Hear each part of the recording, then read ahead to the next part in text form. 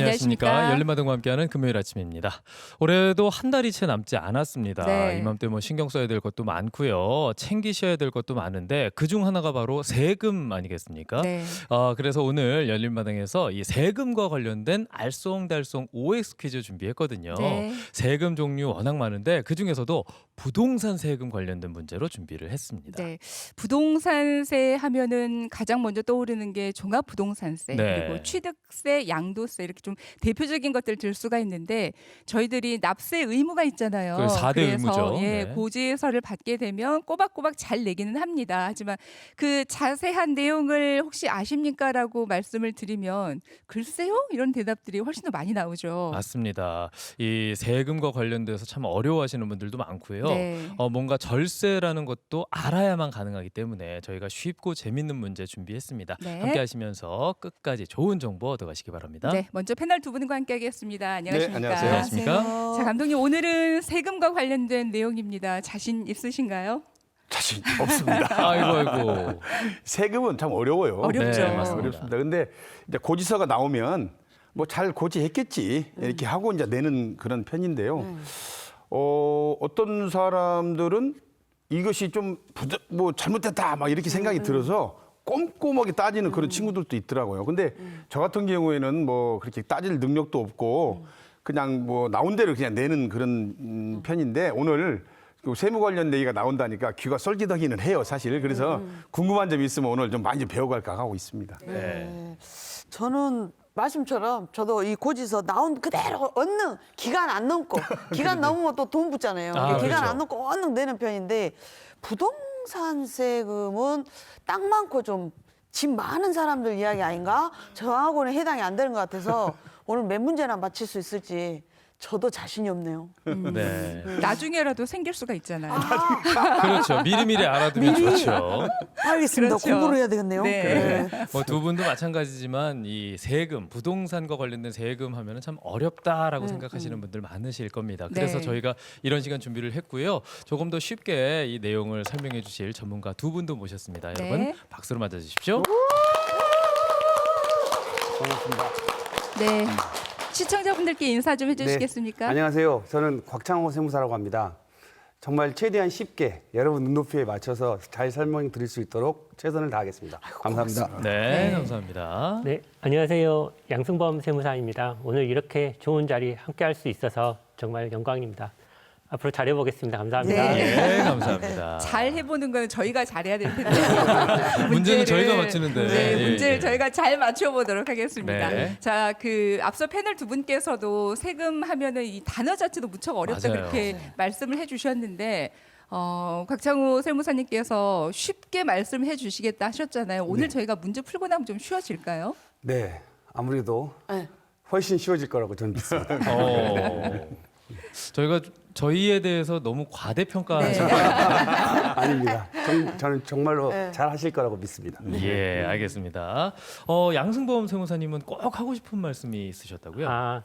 저희가 이제 실무를 하다 보면 네. 좀 안타까운 상황을 좀 많이 접하게 돼서 네. 그러니까 그 사전에 조금 알아보고 준비를 했으면 세금이 아예 안 나오거나 나오더라도 오. 조금만 낼 수가 있었는데 네. 일단 그냥 저질러 버리고 물이 엎어진 다음에 이제 고지서는 이만큼 세금을 받아가지고 저희한테 이것 좀 해결해 주세요라고 찾아오면 저희도 그때는 어떻게 이제 해결할 수 없는 경우가 너무 많아서 늦군요. 그러니까 미리미리 좀 챙겨서 절세할 수 있는 부분은 절세해서 이렇게 상황에 대처했으면 좋겠다. 그 말씀 드리고 싶습니다. 네, 네. 뭐 두 분께서 말씀하신 꼭 알아야 되는 정보들이 오늘 이 시간을 통해서 밝혀지니까요. 네. 꼭 참고하시기 바랍니다.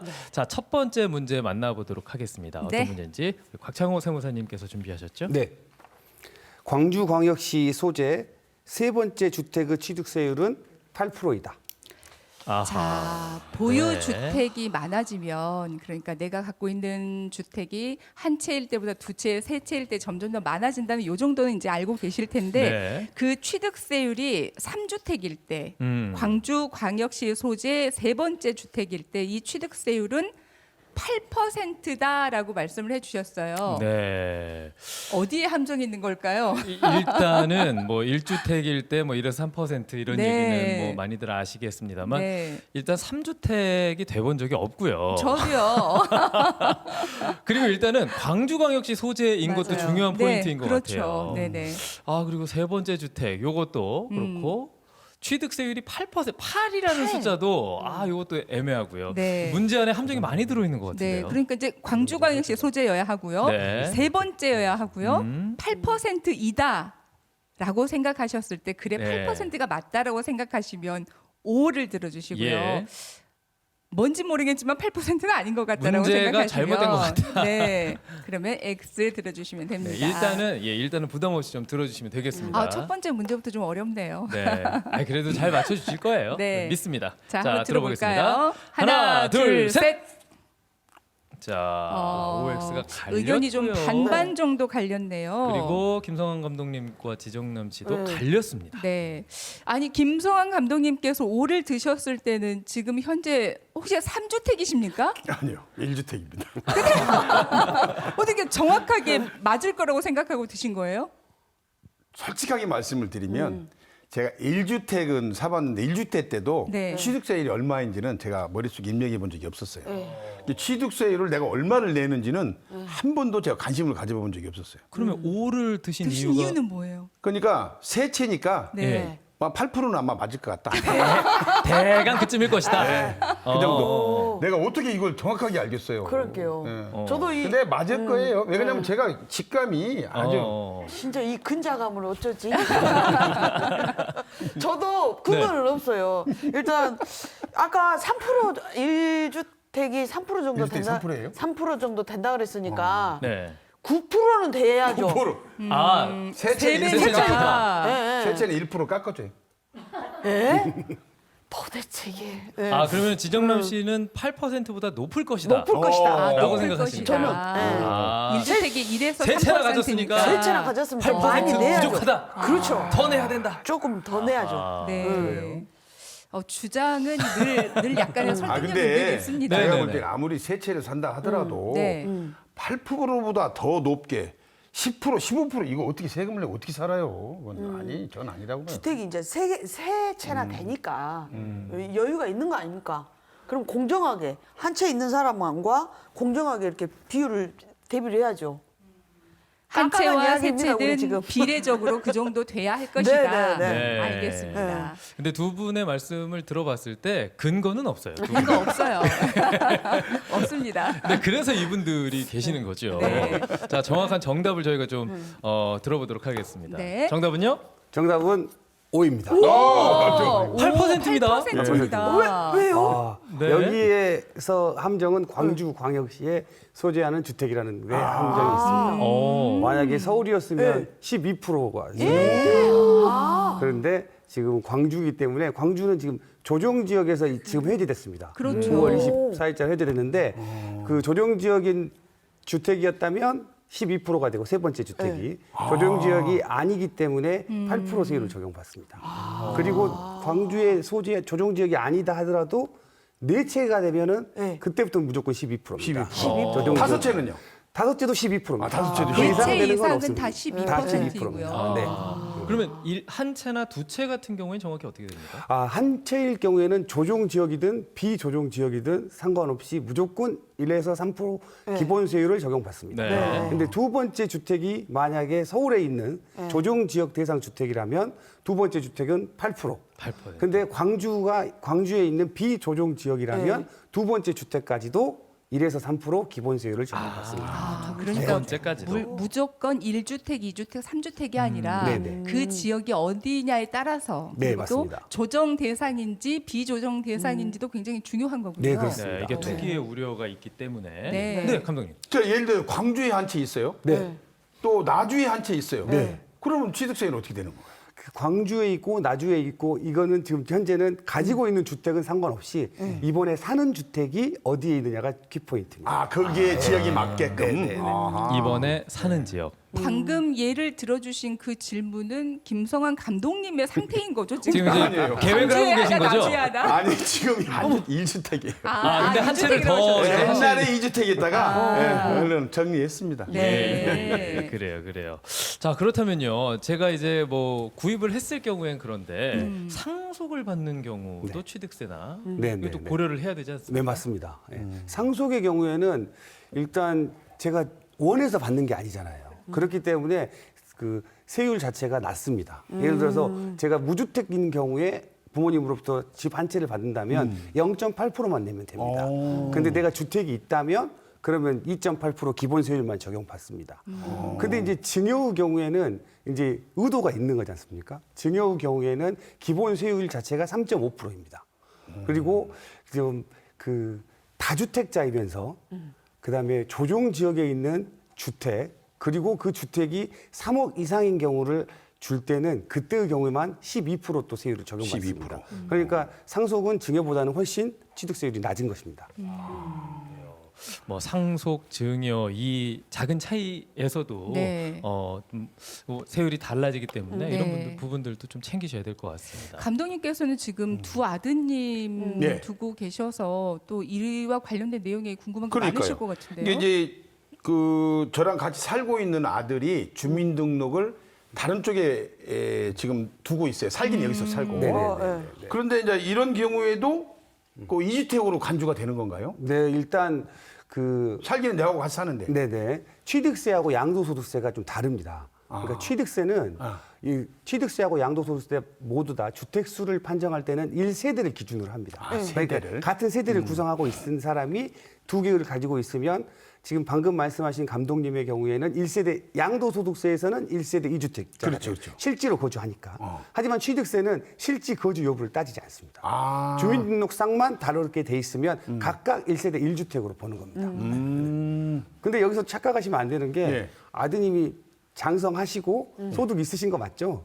그렇죠. 그냥 예. 미성년자면 어디에 있든 간에 같은 세대입니다.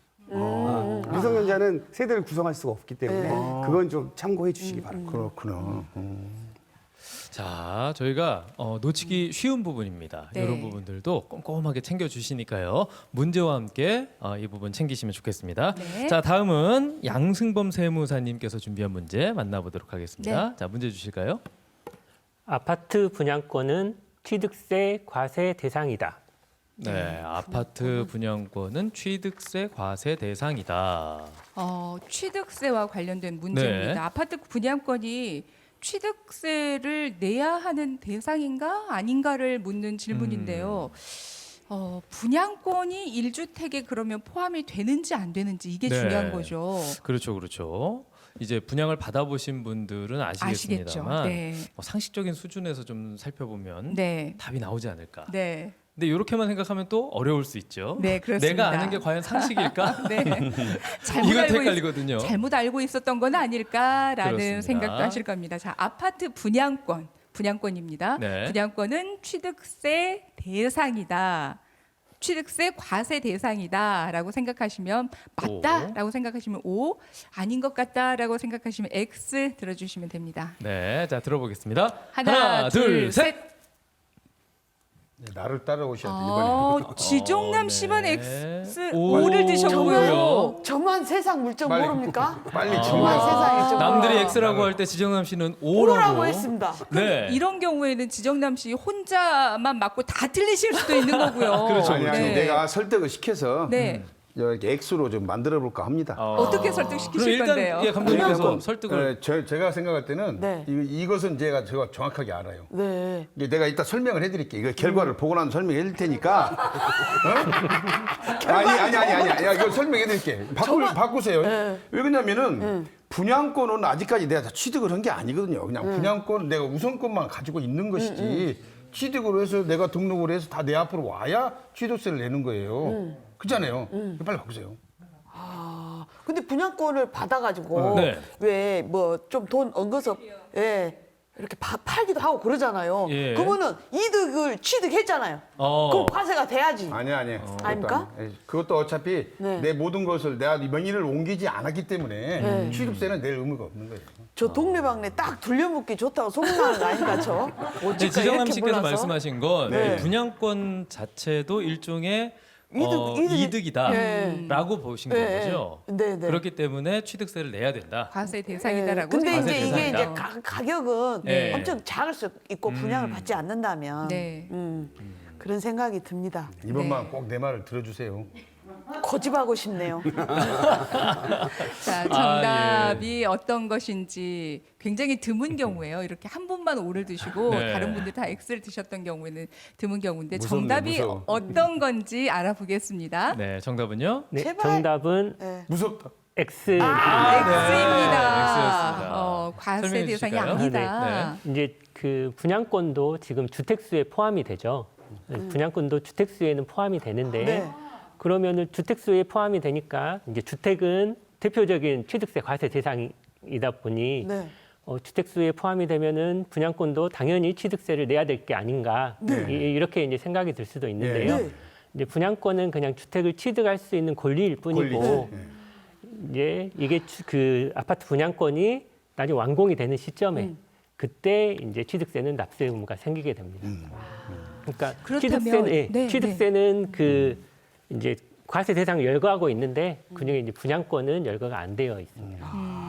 아파트 분양권이 주택에 포함된다는 의미이긴 그렇죠. 하지만 분양권 자체가 취득세 과세 대상은 아니다라고 말씀하셨어요. 그러면 일단 분양은 받았는데 본인이 거주하고 있는 주택을 아직 처분을 못한 경우도 있잖아요. 기존 주택이 있을 때 그럴 때는 일시적으로 2주택이 되는 경우란 말이죠. 이런 경우는 어떻게 됩니까?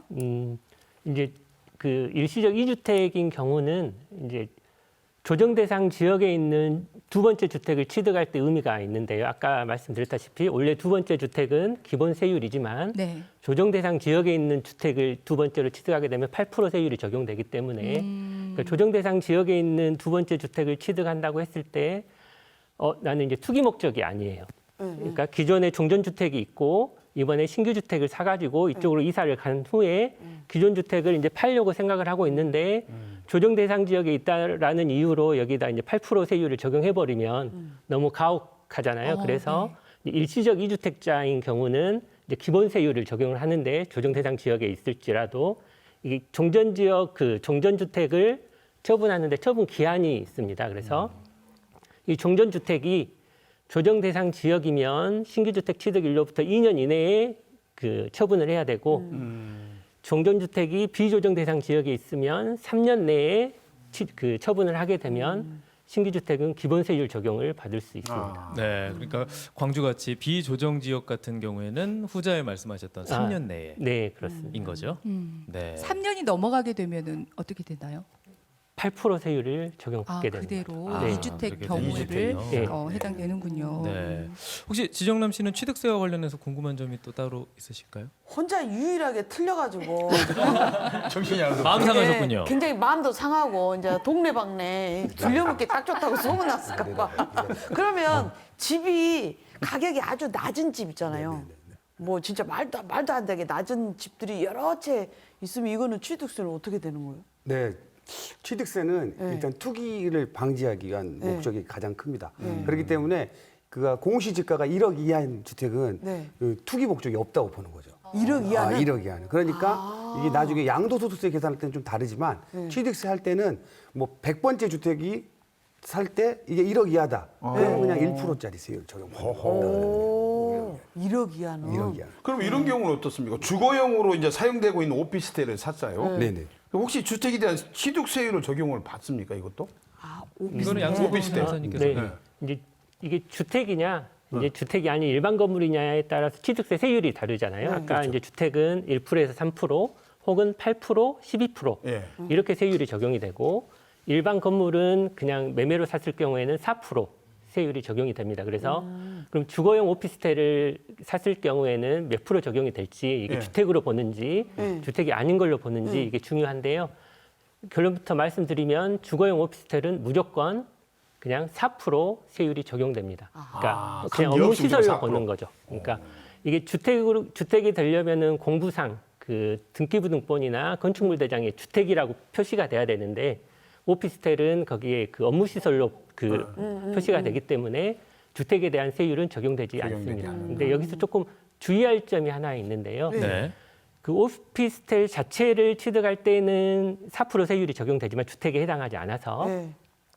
다른 주택을 취득할 때 주거용으로 사용하고 있는 오피스텔은 주택 수에 포함이 됩니다. 된다. 예. 그래서 이제 2020년 8월 12일 이후에 취득했고 그 공시 가격이 1억 원 초과한다면 그 주거용으로 사용하고 있는 오피스텔은 주택 수에는 포함이 됩니다. 그러니까 등기부 등본상의 오피스텔이 주거용 이렇게 명시가 되어 있어야 주거용 오피스텔로 인정을 받는 건가요? 오피스텔은 등기부등본상에 주거용이라고 표시가 안 됩니다. 어떤 것도 예, 주거용이라고 업무 표시가 시설이라고만 안 돼 있나요? 표현합니다. 그렇군요. 네, 네. 알겠습니다. 자, 부동산 세금 관련한 어렵네. 다양한 얘기들 OX 퀴즈로 만나보고 있습니다. 네. 자, 이번에는 종합부동산세 관련된 문제 만나볼 텐데요. 박창호 세무사님께서 준비하셨죠? 네. 만약 2022년 6월 1일 거래가 이루어진 주택의 올해 재산세는 매수한 사람이 낸다. 네. 역시나 문제 안에 굉장히 많은 여러 가지가 포인트들이 있어요. 있습니다. 네. 포인트. 자. 자, 일단 2022년 올해죠. 6월 6월 1일에 일일입니다. 거래를 했다라고 했을 때 네. 이 주택의 올해 재산세는 매수한 사람이 낸다가 네. 문제입니다. 포인트들이 많이 있죠. 네. 날짜, 매수, 네. 그러면 올해 재산세. 매수자가 낼지 매도자가 낼지 그거를 묻는 질문인데요. 네. 굉장히 관심이 재산세. 많고 네. 관심이 많은 부분이고 이 내용에 대해서 많은 분들이 또 챙기고 있는 그런 내용이라고 합니다. 네. 자. 자, 여러분들은 어떻게 생각하시는지 만나볼까요? 네. 자, 2022년 6월 1일에 거래가 이루어진 주택의 올해 재산세는 네. 매수자가 매수한 사람이 낸다. 낸다. O 아니다. X 들어주시면 되겠습니다. 자, 들어보겠습니다. 하나, 둘, 셋. 자, OX가 의견이 적절히 반반으로 나뉘었고요. 나뉘었어요. 아, 김소환 감독님과 지정남 씨는 마치 짠 것처럼 또 다릅니다. 진짜 시청자분들 오해하지 마십시오. 저희 여기 막 들어오기 전에 이거 문제를 지금 접하고 있거든요. 전혀 짠 거 아닙니다. 저는요. 네, 근데 생각이 이건 다를 짰다고 뿐이에요. 해도 네. 너무 어렵잖아요. 어렵고 저는 지정남 씨 것을 거의 안 봐요. 네. 왜 안 보냐? 저도 안 보거든요. 많이 틀리니까. 네. 난 내 생각대로. 어머 왜 이러세요? 저도 안 보거든요. 저는 이쪽 쳐다보도 안 해요. 네. 자 의견 자, 내봅시다. 일단 의견을 자, 들어보겠습니다. 이번 질문 드렸을 때 감독님께서 굉장히 고민을 많이 하시더라고요. 많이 표정이. 했어요. 네. 왜 많이 했냐? 왜 하필이면 6월 1일이냐? 그렇죠. 아마 이거 분명히 뭐 시행령이 있었을 것이다. 네. 여기에는. 네. 그래서 매수한 사람이 재산세를 낸다라고 뭔가가 이 시점에서 이루어지지 않았을까? 저는 그렇게 본 거예요.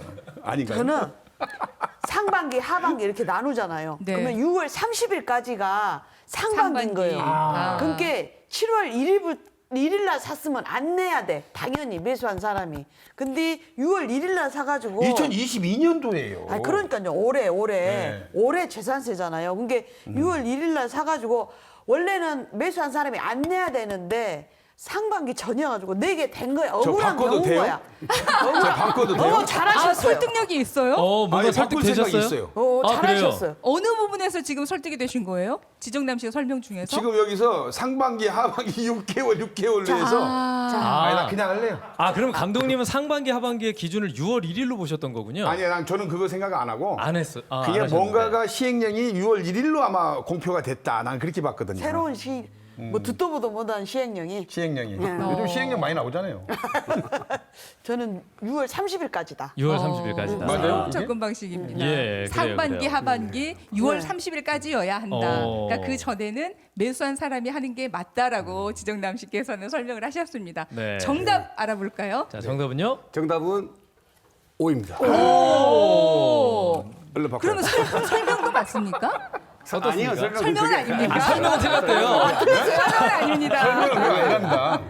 정확한 설명 들어보겠습니다. 근데 실무상 이 6월 1일이 알고 나면 엄청 중요한 겁니다. 아, 6월 1일이요? 6월 1일이. 왜냐하면 종합부동산세와 재산세는 6월 1일 날 갖고 있는 사람이 냅니다. 무조건.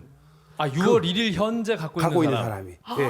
뭐 내가 몇 개월을 갖고 있고 몇 개월을 갖고 있고 비례해서 이렇게 하는 게 아니라 오로지 6월 1일 날 갖고 있는 사람이 종합부동산세와 재산세를 다 부과 대상이 됩니다. 당연연도. 예. 왜 6월 1일이 중요한 거죠? 그 과세 그 기준일, 보유세에 대한 과세 기준일을 6월 1일로 법에서 확정 지어놨습니다. 그러니까 예를 그 들어서 날짜를 정한 것 같아. 4월이나 5월쯤에 내가 집을 팔 계획이 있으신 분들은 5월 안에 파시면 재산세를 안 내도 되잖아요. 종합부동산세에서도 빠지고. 그런데 이제 그걸 상대방이 알고 있다면 그 사람들은 6월 1일 이후에 거래를 하고 싶어 할 거고 파는 사람 입장에서는 6월 1일 이전에 팔면 일단 세금 부분에서는 좀 절약이 되니까 이거는 아시는 분은 잘 이용하게 이거 이용 잘해야 되겠는데. 모르시면 당할 수도 있는 거고 그렇습니다. 지금까지 이 내용을 접하지 못하셨다가 열린마당 시청하시면서 알고 계신 시청자분들 내년 6월 시점에서 굉장히 많이 갈등을 하시겠네요. 저희가 이 6월 시점이 방송을 중요하죠. 한 4월이나 5월쯤에 했어야 되는 거 아닙니까? 그래야 자 좀 이따가 지금 계획 있으신 분들은 네. 잠깐만 멈추십시오. 뭐 이러면서. 네. 맞아요. 그렇다면은요 6월 1일이 이제 중요하다고 하셨는데 하루 차이 나게 부득이하게 네. 6월 2일에 거래가 됐단 말이에요. 이런 경우 어떻습니까? 부득이하게 거래가 됐다 할지라도 6월 1일 날 소유한 사람이 내게 되니까 네. 당연히 그럼 양도한 사람이 네. 집을 팔았지만 네. 올해 재산세와 종합부동산세는 또 올해 거는 자기가 내야 되는 거죠. 네. 판 후에 그렇군요. 결국 종합부동산세는 12월에 과세되기 때문에 네. 12월 달에 내가 팔았던 집도 포함되어 또 있는 내야 거죠. 되는 네, 내야 됩니다. 네. 이게 5월, 6월에 네네네. 이렇게 거래할 생각이 있으신 분들은 요 날짜 딱 딱 기억해놔야 맞춰서. 되겠네요. 한 번 더 합시다. 5월 말쯤에 우리 이 부동산 세금. 아 그때 부동산 내용이 아니더라도 제가 개인적으로 공지를 해드릴게요. 네, 알겠습니다. 네. 두 분 알고 계셨습니까? 나는 진짜 네. 전혀 생각을 못했고요. 야, 근데 솔직히 뭐 이거 날짜 따집니까? 무조건 내가 팔고 싶을 때 팔고 사고 싶을 때 사고 그냥 계약서 써서 그냥 이렇게 가는 거지. 이것까지 머리를 쓰는 사람들이 있나? 이거 세무사 아니면은 모를 것 같은데요. 네, 또 이렇게 정말 이건 사람- 지금 알아야 될 것 같아요. 사람 관계가 좀 하루만 미쳐주시오. 이렇게 하면 또 그러니까 그럽시다. 오늘 이렇게 이것은 되는 거지. 분명히 메모를 해야겠어요. 메모해서 휴대폰 그 메모 저장에 딱 집어 넣어가지고 6월 1일마다. 6월 1일. 예, 언제 집을 팔거나 살지는 모르지만 6월 1일만큼은 네. 알겠습니다. 5월 말에 이렇게 알겠습니다. 체크를 해 놓으셨다가 네. 거래를 하시는데 도움이 되셨으면 좋겠습니다. 그런데 재산세와 종합부동산세가 둘 다 보유세이긴 하지만 그 개념이 좀 다릅니다, 세무사님. 네, 맞습니다. 정확하게 좀 설명 좀 해주시죠. 일단 재산세하고 종합부동산세는 재산세가 종합부동산세보다는 더 작죠.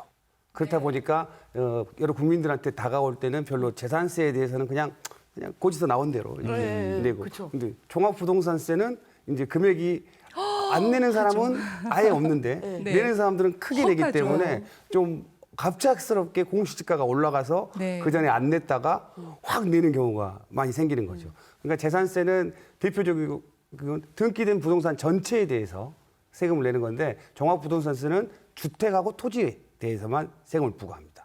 그리고 그러니까 상가는 종합부동산세 대상이 아니에요. 주택하고 토지만. 재산세는 모든 등기된 부동산에 대해서 다 내는 거죠. 그리고 세율 자체도 재산세는 0.1%에서 0.3%까지 밖에. 근데 종합부동산세는 이게 중과세일 경우에는 6%까지도 있기 때문에 이게 좀 개념적으로 다가올 때 세 부담에서 훨씬 더 큰 차이를 느끼실 수 있는 겁니다. 그렇구나. 자, 저희가 놓치지 않아야 될 내용들 하나하나 만나보고 있습니다. 네. 자, 다음 문제 양승범 세무사님 준비하셨죠? 네. 문제 내주시죠. 종합부동산세는 1세대가 보유하고 있는 주택의 공시가격을 모두 합산하여 과세된다. 네. 이것도 머리 아프다. 방금 전에 소개해드린 종합부동산세에 대한 문제를 바로 내드렸습니다. 네네. 자, 1세대가 네. 1세대가 보유하고 있는 모든 주택을 합산해서 과세를 한다. 네, 모든 주택의 공시가격을 모두 이제 합친, 합해서? 예, 합산 그 5채, 10채 모두 다 공시지가 그 가격을 합해서 과세를 한다. 네. 합산할 이게 단해라면 주택이- 문제가 나왔을까 싶기도 하고요. 예, 있으신 분들은 고민이 네. 되실 텐데. 네. 네. 자, 과연 그럴지 종합부동산세는 1세대, 한 세대가 보유하고 있는 주택의 공시가격을 모두 합산하여 합해서 과세한다라고 생각하시면 O, 아니다, X 들어주시면 되겠습니다. 자, 들어보겠습니다. 하나, 둘, 셋. 셋.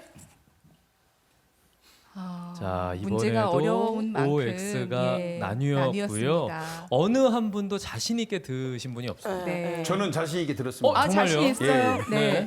자, 그럼 설명 들어볼게요. 아니 드러나 김인남 봅시다. 드러나가 어디? 이건 정말 맞아요. 아까도 맞았잖아요, 제가. 예, 근데 이 맞아요. 1세대가 보유하고 있는 모든 주택뿐만 아니라 모든 부동산이고 다 합산해서 공시가격으로 부동산세를 내는 거죠. 종합부동산세를 내는 게 그게 종부세죠. 예. 저는 그게 너무나 당연하면 질문이 그 맞아요. 질문이 나왔을까요? 그게 아니, 그 맞죠. 맞은 건 이제 다른 데랑 한 번 더 한 번 더 각인시켜주는 새기기 거죠. 위해서 예, 아, 그래요. 저는 그래서 맞다고 봐요. 종합일 것이다. 예. 이름이 종합부동산세 예, 다 합친 맞습니다. 거다. 예. 이것저것 다. 저는 어쨌든 간에 앞만 보고 갈 겁니다.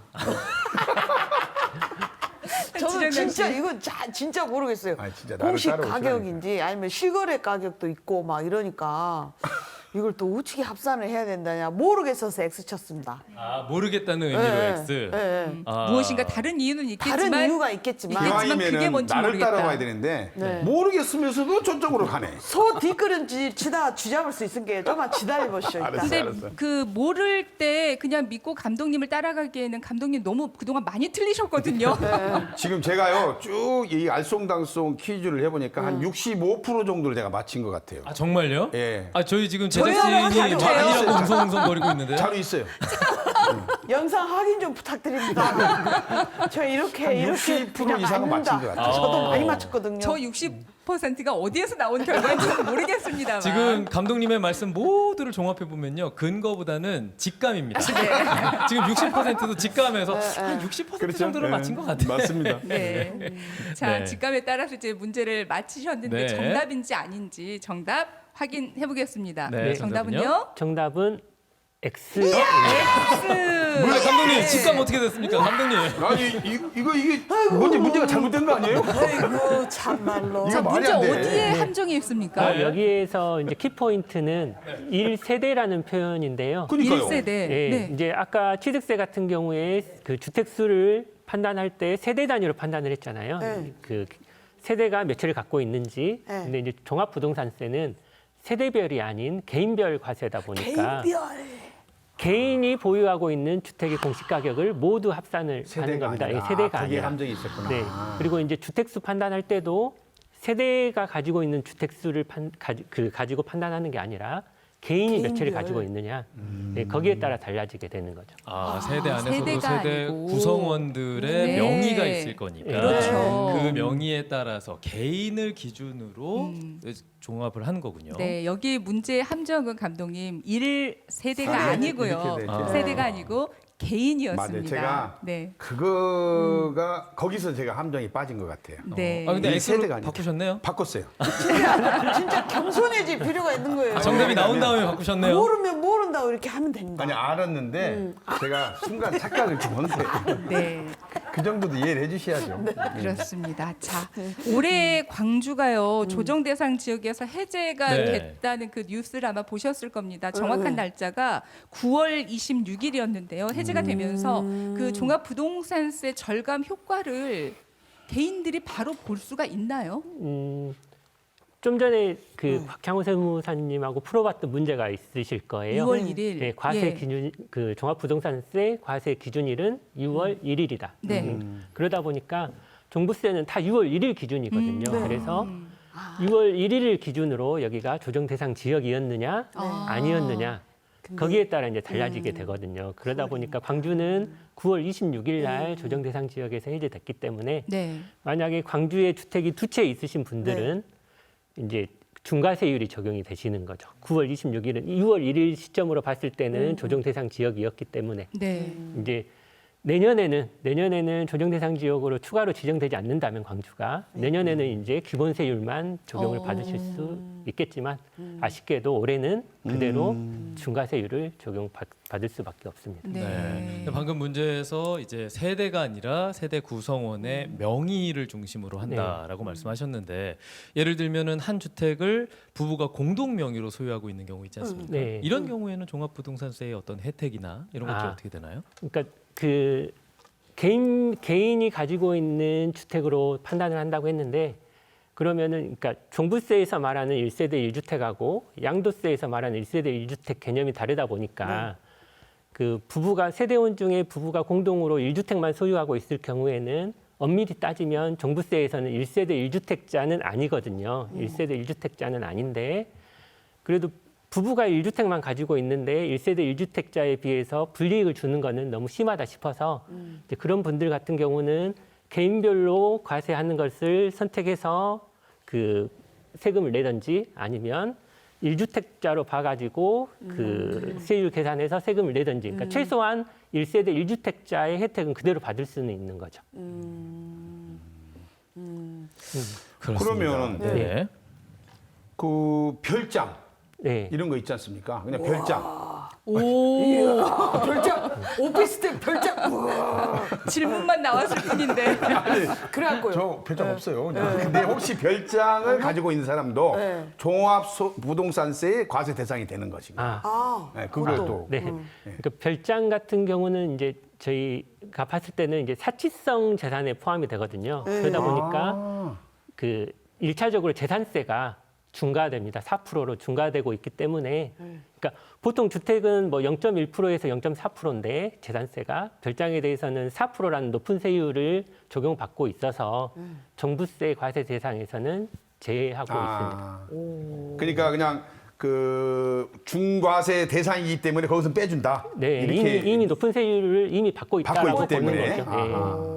그렇구나. 네. 아니, 감독님 너무 진지하게 물어보시는 거 아닙니까? 계획이 있으신 거 예, 아닌가요? 계획이 있어요. 그렇죠. 계획이 있습니다. 야, 그래서 알아도 아니 지역- 그런 계획도 없는 사람은 어디가 있어요? 다 있지 일단. 저는 없어가지고. 진짜. 그래요. 꿈이라도 뚱뚱하게 꾸고. 아니 그러면 세무사님들께서는 워낙 이렇게 법률적으로 전문가시니까 이런 세제 혜택이나 절세와 관련돼서 전혀 손해 없이 완벽하게 완벽하게. 하시는지요? 그런 게. 아니면 서로가 서로의 것을 네, 서로 좀 챙겨주시는지요? 도움을 주시든지 어떻습니까?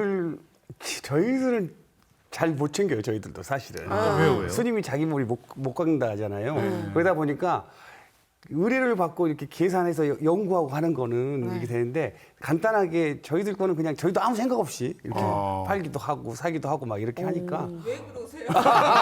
잘 모르겠어요. 왜 그렇게 되는지는 모르겠는데 아무튼 저희들 자기 거는 되게 꼼꼼하게 잘 안 보는 거 같아요. 보니까 그래요. 그런 게. 반면에 양승범, 양승범 세무사님은 굉장히 잘하실 것 어떠세요? 같습니다. 잘 할 수 있는데 네. 이게 그 제가 종합부동산세나 이런 것들 대상이 아니다 보니까 기회만 주어지면은 잘할 수 있을 것 정말 같습니다. 시켜만 주면 잘할 수 있는데 그러네. 그렇군요. 야, 저희가 좀 기회를 드릴 수 있도록 잘할 수 있는데 아직 예. 그 요건이 해당되지 오늘 않기 방송이 때문에. 정말 그 발판이 됐으면 좋겠습니다. 자, 그렇다면 부동산 관련 세금들 알아보고 있는데요. 네. 다음 문제, 양도세와 관련된 문제 바로 만나보도록 하겠습니다. 네. 곽창호 세무사님. 네. 양도 차익은 매도 금액에서 매수 금액을 차감해 산정한다. 네. 자, 양도세. 부동산을 내가 갖고 있다가 이렇게 팔 때 생기는 그 양도 차익을 이야기를 하는 건데 네. 매도 금액에서 매수 금액을 차감해서 부과를 한다, 산정한다. 굉장히 생각을 할 때 1차원적인 방식이기는 네. 해요. 왜냐하면 저희가 알고 있는 네, 내용으로 그렇죠. 보면 매도 금액에서 매수 금액을 뺀 게 양도 차익 아닌가 너무나 당연하게 이렇게 생각을 하고 있잖아요. 그거 아닐까? 근데 이게 문제로 나왔다는 거. 저는 여기에 함정이 있다고 봅니다. 정말 그러니까 우리가 제작진 뭔가를 미워. 챙겨야 네. 되는 무엇인가가 더 있을 때 이런 문제들이 그렇죠. 그러니까 이게 다 내가 많았어요. 알고 있는 게 예. 다가 아닌가? 맞아요. 이런 생각. 지금 얼른 이 문제만 보면요. 네. 당연히 그 아무 차익에 문제가 대해서 없죠. 세금 내는 게 맞잖아요. 근데 이 문제는 나왔다는 것이 지금 머리가 네. 아프네요. 그렇죠. 너무 당연하면 문제로 안 내지 않을까요? 그럼 어떻게 지금 반대로 해야 되나? 아니, 소신껏 드셔야죠, 감독님. 직감에 맞게. 네. 그래요. 저는 예, 예. 알았어요. 자, 매도 금액에서 네. 매수 금액을 차감해서 산정하는 것이다. 그것이 바로 양도 차익이다. 네.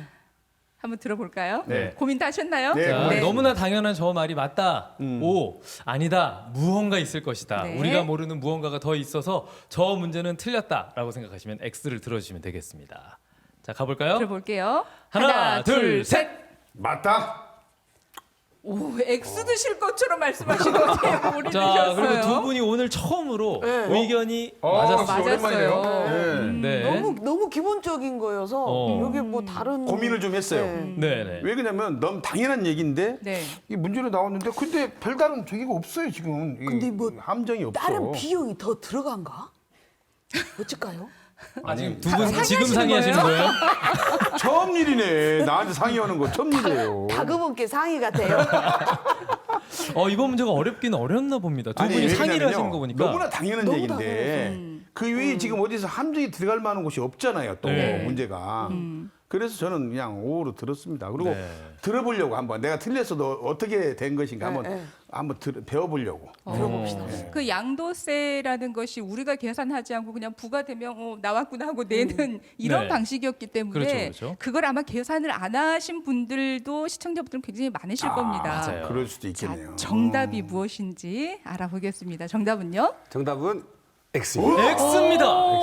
두 분 다 다른 답을 드셨어요.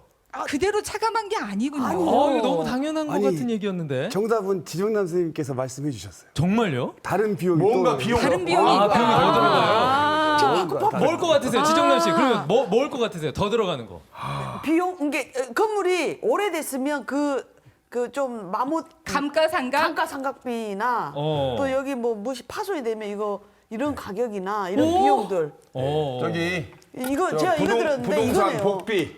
부동산 복비? 뭐라고 나 그거 공인중개사 수수료. 공인중개사 수수료. 그런 거. 그런 것도 일단은 저희는 뭐 정확하게 들어야 되니까 두 분 생각은 그런 부대 비용 같은 것들이 더 있을 들어갈 것이다. 것이다. 네, 더 들어가 근데 있어. 저는 그 생각을 못 하고 예. 이렇게 했어요. 저는 생각했는데 지정남 씨가 감가상각비까지 말씀하셨습니다. 그래요. 자, 어떤 게 더 들어가나요? 부동산 공인중개 수수료, 예. 취득세, 있군요. 그다음에 법무사 비용, 네. 이런 것들은 기본적인 비용이고요. 네. 우리 지정남 선생님께서 말씀하신 감가상각비는 아니고 네. 그걸 고쳐야죠. 새로 돈을 들여서 그렇죠. 집을 좋게 이렇게 하게 그런 이 재산적 가치를 늘려주는 그런 비용들, 추가 비용들. 추가 비용들 네. 그런 비용들까지도 다 공제해서 네. 이익이 나오면 그 네. 이익에 대해서 세금을 내게 되게 됩니다. 그러면 그와 관련된 것들도 다 영수증을 받아야 하는 겁니까? 네, 당연하죠. 당연히 적격증빙이라고 해가지고 영수증을 받아서 갖추어 놓고 있을 때 그것을 공제해 주는 겁니다. 네. 그러면 부대 비용들이 이제 추가로 들어갔는데 네. 지금 집이 좀 오래됐을 때 가장 손을 많이 보는 부분들이 보일러거든요. 네, 맞습니다. 보일러를 교체를 했는데 방금 말씀해주신 그 정도의 서류는 아니고 그냥 간단하게 간이 영수증 간이 정도 영수증. 받았다. 그런 경우 있죠. 이런 경우에는 어떻습니까? 간이 영수증을 제시하면 지금 현행 세법상으로는 공제받기가 어렵습니다. 아, 어렵습니까? 어렵습니다. 간이 영수증은 적격증빙이 아니기 때문에 네. 이 적격증빙이라는 건 그 거래 상대방도 세금 신고를 해줘야 이게 그렇죠. 되는 거거든요. 근데 그분들이 간이 영수증이 있으면 세무 당국에서 알 수가 없기 때문에 대부분 그걸 또 누락시키는 경우가 많아서 그러니까 될 수 있으면 신용카드라든가 세금 계산서라든가 이걸 받고 하시라는 얘기입니다. 그렇지만 간이 영수증을 받았다 할지라도 제가 그분한테 폰뱅킹이나 인터넷 뱅킹으로 돈 지급한 내역이 확인되면 그러면 또 공제받을 수 있습니다. 네. 여기서 하나만 네. 예를 들어서 그냥 이 매매 계약서만 넘어가면은 그냥 자동적으로 세무서에 세금을 내잖아요. 예, 예. 내가 이런 비용이 들어갔으니 이걸 공제해 주시오라고 네. 세무서에 가서 신고를 해야 이 공제를 받을 수 있는 거 아닌가요? 네, 맞습니다. 말이 안 하면 그냥 넘어가는 거잖아요. 말씀 안 하시면 알 수가 알 없죠. 수가 없으니까. 그러니까 네. 그게 중요한 거네. 네. 이렇게 잘하신 분이 어째 왜 틀리셨어요? 아니, 세부적인 내용은 정확하게 알고 계시는데 정답은 틀리셨어요. 네, 네. 아, 이거 진짜 아니 근데 어렵네. 저희 그 왜 가끔 매매를 할 때요. 네, 네, 네. 저희 그 세금을 좀 줄이기 위해서 뭐 이면 계약서, 네. 다운 계약서 네, 이런 네. 것들을 좀 작성하는 분들이 계시잖아요. 네. 이때 그 세금 추징 기간이 꽤 길죠. 네, 맞습니다. 깁니다. 네. 이게 저희 법에서는 사기 기타 부정한 방법이라고 해가지고 아. 이런 경우 10년까지 과세할 수 있습니다.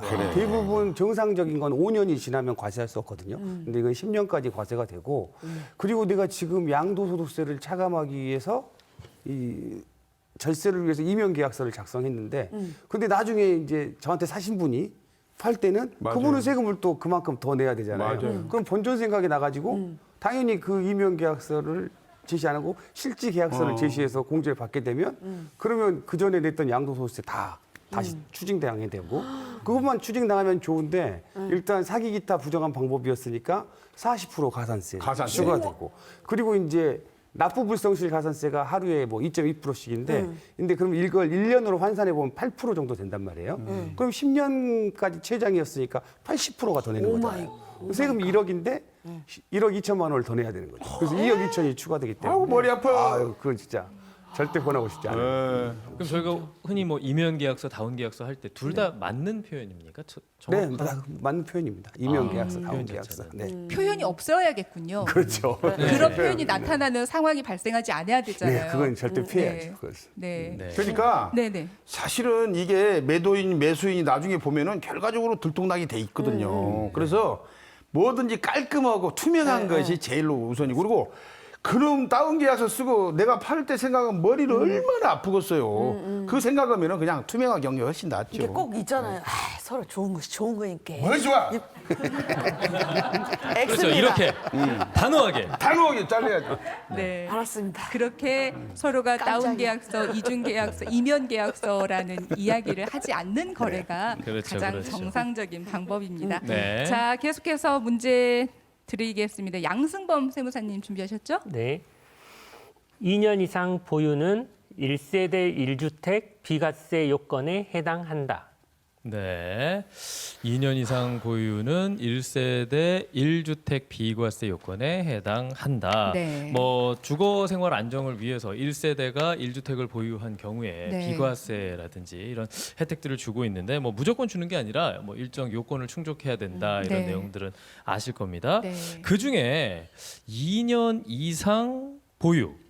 요게 비과세 요건에 해당이 될지 네. 요게 포인트인 것 같아요. 저는요 양도세라는 것이 2년 넘게 보유하면 면제된다 뭐 요 정도는 네. 얼핏 들었던 것 같기도 합니다. 그런데 판단은 이제 여러분이 하셔야 되고요. 이걸 힌트라고 생각하시면 안 됩니다. 이게 얼핏 들은 게 제일 무서운 것 같아요. 그렇습니다. 이게 항상 보면 어딘가에서 들은 거는 같아. 같은데 이게 참 함정입니다. 네, 근데 거기 예. 이제 그것이 정확한지 아닌지까지 그렇죠, 그렇죠. 알고 계셔야 되는데 저희가 드리는 문제는 1세대 네. 1주택 비과세 요건에 해당이 되기 위해서는 2년 이상 보유해야 한다. 그러니까 2년 넘게 보유할 경우에는 1세대 1주택 비과세 요건이 해당이 된다. 라고 그렇다. 생각하시면 O 아니다. X, X. 들어주시면 되겠습니다. 네.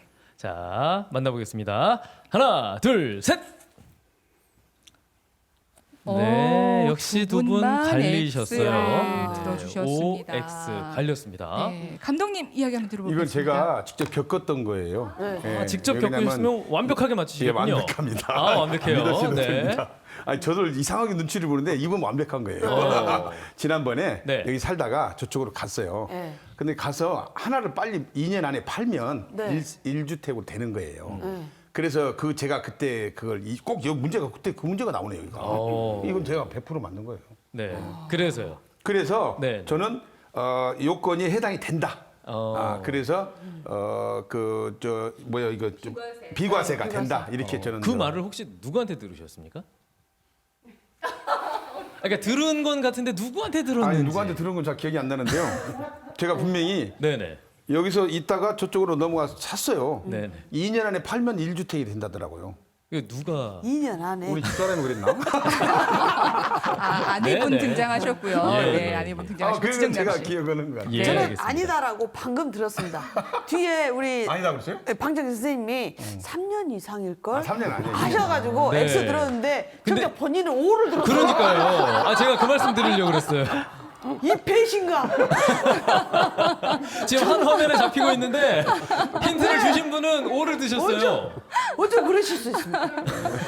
이런 거죠. 이야기를 하면서 아니요 김한배라는 그거 아니에요. 해놓고 네, 저는 아니래요. 다른 답을 들었다는 그런 거죠. 네. 이렇게 놀라는 거죠. 자, 뒤쪽에 힌트 주셨던 분은 3년 이상일 걸이라고 하셨답니다. 네. 그래놓고 본인이 이제 정작 오를 드셨고요. 정답을 확인해 보겠습니다. 네, 정답은 O입니다. 아, 어머님 맞히셨네요. 네. 저만 혼자 틀린 거예요? 축하드립니다.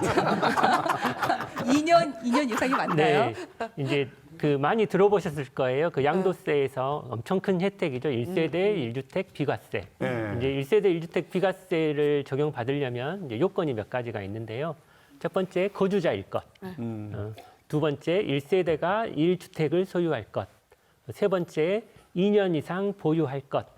다만 취득 당시 조정 대상 지역이었다면 그 보유 기간 중 거주 기간도 2년 이상일 것.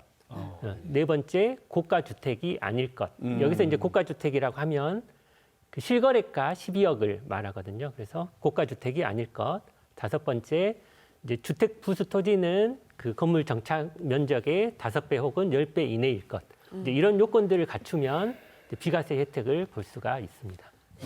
조건이 굉장히 까다롭네요. 네. 근데 방금 말씀해주신 것 중에서 고가 주택이 아니어야 된다 네. 하셨잖아요. 금액이 어느 정도입니까? 아까 뭐 취득세나 종합부동산세는 공시가격, 네. 공시가격 뭐 6억 이렇게 이제 말을 했었었는데 여기 그 양도세에서는 이제 실거래가가 12억까지, 그러니까 12억까지는 이제 비과세 혜택을 볼 수 있는 거고 12억 넘어가는 그 양도 금액에 대해서는 이제 일부 그 양도세가 나오게 되는 거죠. 네. 근데 말씀하셨던 그 말씀 중에 보유와 거주가 있죠. 이 네. 개념을 다시 한번 좀 설명해 주시겠습니까?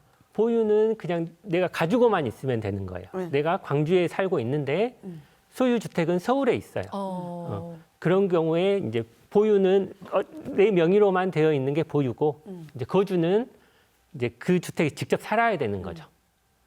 그래서 이제 취득 당시에 조정 대상 지역이 아니었으면 그냥 2년 이상 보유만 해도 되는데 취득 당시에 이제 조정 대상 지역이면 거주까지 해야 되는 거죠. 2년 네. 이상. 네. 그러니까 그 내가 거주하고 있는 곳과 보유하고 있는 곳이 좀 이제 차이가 날 때, 그리고 방금 말씀해주신 살고 있는 곳은 여기인데 서울에 집을 구입을 했다 이런 경우에도 비과세 혜택을 받을 때는 조정 대상 지역인지 아닌지 그것도 굉장히 까다롭네요. 네, 그렇습니다. 그러니까 만약에 서울에 있는 주택을 취득을 했는데 그 거주를 안 했다. 네. 근데 2년 이상 보유했건 뭐 10년 이상 보유를 했건 네. 거주를 안 했기 때문에 비과세 혜택은 볼 받지 수가 없습니다. 못하고. 네. 예. 네. 이 광주 같은 경우에 얼마 전까지 그 조정 대상이었는데 만약에 그때 집을 샀단 말이죠. 그러면 그것을 어느 정도 유지를 해야 이제 비과세 혜택을 받을 수 있는지. 그러니까 광주 같은 경우에 아까 그 9월 26일 날 조정 대상 지역에서 해제가 됐다 그랬잖아요. 그러면은 해제가 됐으니까 양도 당시에는 해제됐기 때문에 이제 보유만 하면 되는 거 아닌가? 거주는 안 해도 상관없지 않을까? 이렇게 생각할 수 있는데요. 취득 당시 조정 대상 지역이었으면 이제 2년 거주라는 요건이 따라 붙는 거죠. 그래서 조정 대상 지역이었을 때 취득을 했으면 해제가 됐을지라도 2년 이상 거주를 해야 되고요. 혹시 내가 조정 대상 지역이 아닐 때 취득을 했으면 내가 양도 당시에 조정 대상 지역으로 지정이 됐다고 할지라도 2년 거주 요건은 없는 거고. 그러니까 취득 당시에 조정 대상 지역이었느냐 아니었느냐가 이제 중요한 거죠. 네. 자, 정리해드리면 2020년 12월 18일부터 2022년 9월 25일 사이에 이 광주 소재 주택을 거주하신 분, 그 취득하신 분들은 2년 거주 요건을 충족해야만 네. 비과세 혜택을 받을 수 있다고 그렇습니다. 합니다. 추가로 좀 질문을 드릴게요. 부부가 이제 공동 명의로 주택을 구입을 했을 때 1세대 1주택 혜택을 받을 수 있습니까? 부부는 그러니까 어차피 양도세에서 그 주택 수는 세대 단위로 판단을 하고요. 네. 부부는 뭐 따로 살건 같이 살건 항상 동일 세대로 보기 때문에 뭐 그 공동 명의로 되어 있는 것도 1세대 1주택으로서 혜택을 볼 수 있습니다. 네. 네. 그리고 이제 뭐 직장이나 자녀 문제로 인해서 그 따로 이제 그렇죠. 지낼 수밖에 많죠, 없는 그런 뭐 경우가. 주말 부부를 네. 하는 그런 경우에도 각각 다른 지역에서 살 때 이런 경우에도 1세대 1주택 혜택을 볼 수 있는 건가요? 아마 이제 그 거주 여건 때문에 그러시는 것 같은데요. 세대원 전원이 그 주택에서 거주를 해야 되는지 아니면 일부만 네. 그 거주를 하더라도 2년 이상 그 보유하고 거주했으면 이제 비과세 혜택을 받을 수 있는 건지 이제 그걸 물어보시는 것 같은데 국세청 입장은 일단 원칙은 세대원 전원이 그 거주해야 되지만 이제 부득이한 사유, 뭐 그 근무상 형편이랄지 취약이랄지 아니면 뭐 질병의 요양 이런 부득이한 사유가 있었을 경우에는 세대원 일부만 이렇게 그 거주를 하더라도 그 2년 거주한 걸로 이제 인정을 해주겠다 이런 입장입니다. 네. 저희가 그 비과세 혜택을 받는 경우를 지금 상세하게 말씀드리고 있는데 네. 1세대 1주택 2년 이상 거주가 비과세 이렇게 말씀을 드렸잖아요. 그러면 공시지가가 공시가격이 그 주택 가격이 1억 원이 미만일 때 1억 원보다 낮을 때 주택 수에 포함시키지 않습니까? 양도소득세를 계산할 때는 네. 1억 원 이하든 뭐 그런 건 상관없이 네. 주택수에 포함됩니다. 그런 경우에는 아까 취득세 계산할 때 네. 1억 원 이하 주택은 중과가 배제되지만 어찌 됐건 1억 이하짜리 주택이라도 주택은 주택이기 때문에 네. 1세대 1주택은 아닌 거죠. 그러니까 비과세는 혜택을 받을 수 없죠. 취득세인 경우에만 네, 해당이 네, 네, 되고요. 그렇습니다. 네. 예. 자, 오늘 세금과 관련돼서 알쏭달쏭 OX 퀴즈로 궁금한 점들 알아보고 있는데요. 네. 혹시 패널 두 분께서는 좀 개인적으로 궁금한거나 그런 내용들이 좀 있으실까요? 아니 이제 진짜로 말씀을 지금 들었는데도 불구하고 제가 딱 하나 맞췄나요 아까? 하나 실제로 있었던 일에. 근데 그렇게 다 어려운 것 같아요. 네. 그래서 저는 이제 이런 생각이 들어요. 제가 직접 판단하지 말고 가서 찾아가서 찾아가 보면 여러 가지 묘안이 있는 것 같아요. 이렇게 보면은 여러 가지 방법론이 있고 그러니까 찾아가서 분명히 상담을 받는 것이 훨씬 유리하다라는 그런 생각이 들어요. 저는 진짜 개인적인 질문인데요. 어쩌다가 이런 어려운 공부를 하게 되었을까? 어려워요. 네. 근데 이렇게 어렵게 공부하셔가지고 넘주고 계시잖아요. 그래서 감사합니다. 고맙습니다. 자, 오늘 세금과 관련된 이야기하면서 물론 어려울 것이다라고 생각을 했는데 생각했던 것보다 더 어려웠습니다. 어려워요. 문제를, 네, 문제를 그러니까요. 풀면서 더 어려웠는데요. 세무사님께서는 오늘 이렇게 출연하시면서 패널분들이나 혹은 시청자분들께 평소에 우리가 요것 정도는 좀 챙기셨으면 좋겠다라고 생각하시는 것들 당부하시고 싶은 말씀 있으면 좀 전해주시겠습니까? 네. 이게 세금 문제는 전체적으로 보면 대부분 비슷한 것 같지만 각 개인별로 차이가 많습니다. 집이 여러 채 있는 사람이 있을 수도 있고 그다음에 집을 뭐 서울에 잠깐 가려고 사는 사람도 있고 뭐 이렇지 않습니까? 그렇기 때문에 특히나 요즘같이 부동산 이 법률 문제가 계속 변동이 되고 거기에 따라서 세금 문제가 또 다 같이 변동이 되기 때문에 저도 사실 날짜별로 몇 월 며칠 날 뭐가 해제됐고 하는 거는 확인할 수가 없잖아요. 그 케이스가 왔을 때 꼭 확인을 하거든요. 제 의뢰인한테는 절대로 제가 당부드립니다. 먼저 일 저지르지 말고 꼭 상담하고 처리하시라. 그러니까. 정말로 상담하시면 이 부동산 가액 자체가 너무 크기 때문에 몇 천만 원에서 몇 억까지도 정말 절세가 가능하거든요. 그러니까 꼭 상담 먼저 한번 받아보시고 처리하셨으면 좋겠습니다. 네. 세금 하면은 보통 이제 아깝다. 괜히 안 내도 되는 거 내가 나만 내고 있는 거 아닌가? 네. 이제 이런 생각들 하시잖아요. 저도 그렇고. 근데 이제 세금은 어차피 내야 되는 거고 그 세금 내야지 또 우리 윤택하게 이렇게 살 수 있지 않겠습니까? 그래서 세금은 이제 내야 되는 건데 이제 진짜 내가 내야 될 세금보다 더 많이 내지 않게끔 이제 평소에 조금 그래도 관심을 좀 가져주고 그 다음에 이제 그 뭐 전문가한테 조금 그 도움을 청한다랄지 이렇게 해가지고 그 건전한 좀 그 납세 풍토 이런 걸 만들어 갈 수 있었으면 좋겠습니다. 네. 오늘 부동산세와 관련된 얘기를 쭉 나눴는데 네. 저는 개인적으로 궁금한 게요. 부동산세 말고라도 그 두 분께서 활동하실 때 많이 듣는 어떤 가장 주제나 많이 듣는 그런 것들이 좀 질문들? 있을까요? 질문이 있을까요?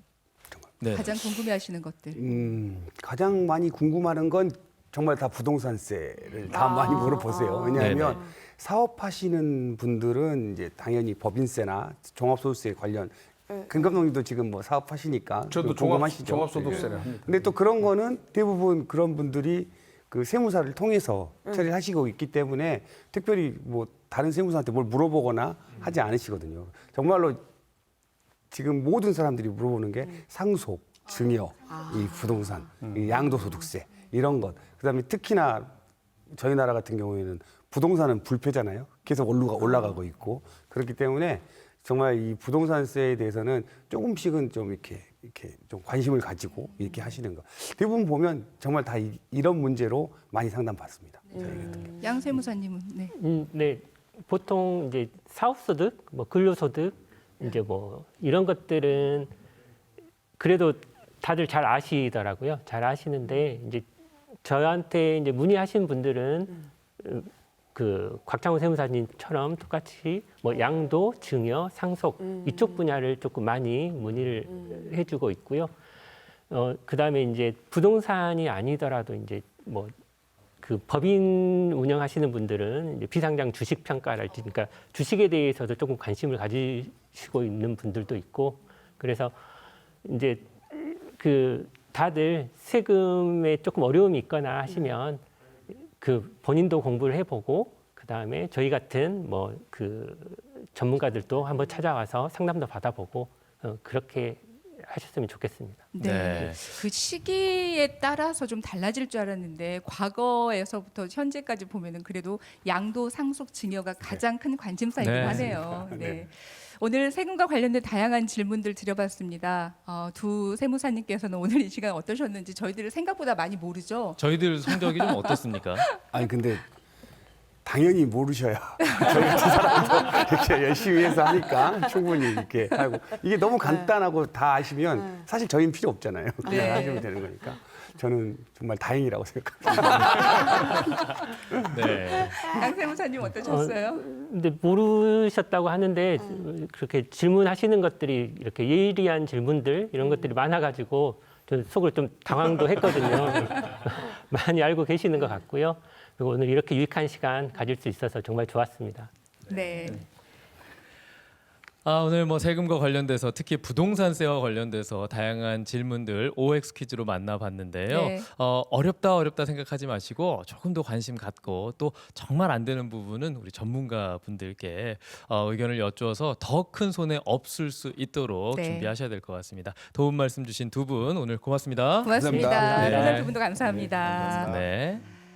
자, 열린마당 오늘 세금과 관련된 이야기를 해봤는데요. 올 한 해 정말 달력 한 장 남겨놓고 있으니까 네. 아쉬움들이 참 많이 남습니다. 남은 시간도 그래도 한 달이라는 시간이 있으니까요. 그 시간 동안 미리미리 아쉬움 남지 않도록 여러 가지 챙기시기 바랍니다. 네, 저희가 준비한 소식은 여기까지입니다. 저희는 다음 시간에 다시 찾아오겠습니다. 여러분 고맙습니다. 고맙습니다.